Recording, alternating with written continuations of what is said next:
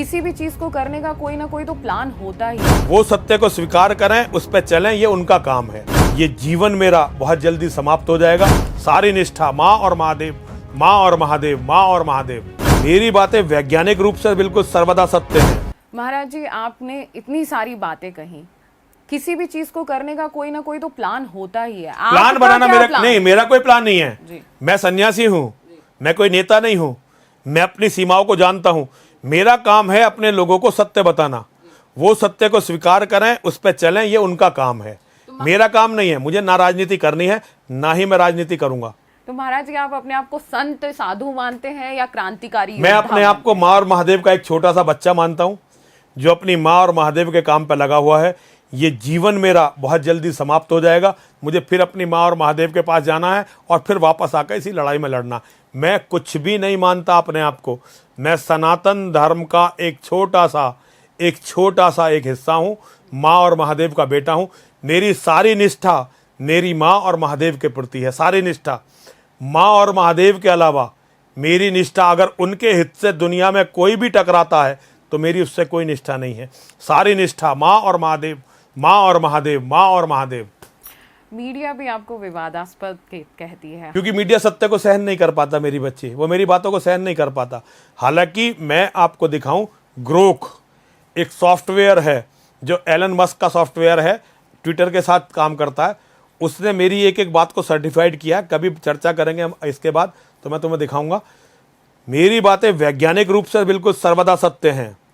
Science और तर्क में मेरी बातों में एक बाल बराबर झूठ नहीं है। विवादास्पद मुझे केवल वो लोग मानते हैं जो सच्चाई को सहन नहीं कर सकते, जो सच्चाई को मानना नहीं चाहते, जिनके अपने निहित स्वार्थ हैं। वो मेरी बातों में कीड़े निकालते हैं, वरना मेरी बातें बिल्कुल सत्य हैं और मैं सत्य बोलता हूँ। महाराज जी, देखिए, कहा जाता है कि एक अकेला आदमी क्या कर लेगा, तो आप कैसे नहीं, इतना मेरी बड़ा बेटी, हिंदुस्तान मैं है? अकेला आदमी नहीं हूँ। जी।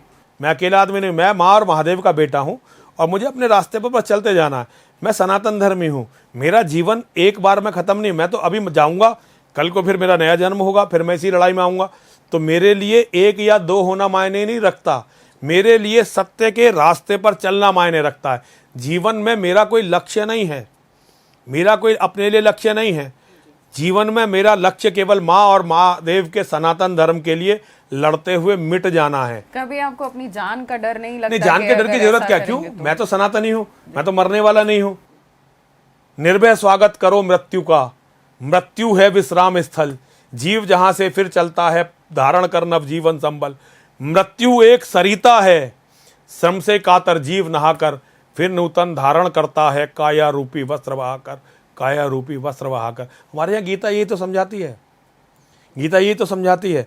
मैं योगेश्वर का बहुत एकदम 100% उनमें विश्वास, बाल बराबर भी योगेश्वर की बात को झूठ नहीं मानता।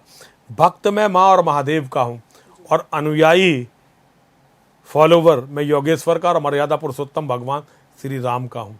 माँ और महादेव का बेटा हूँ। तो मौत मेरे लिए, और देखिए, जहाँ तक हत्या की बात है, मेरी मौत का दिन, मेरे मौत की तारीख और समय मेरी माँ और महादेव ने तय कर रखा है।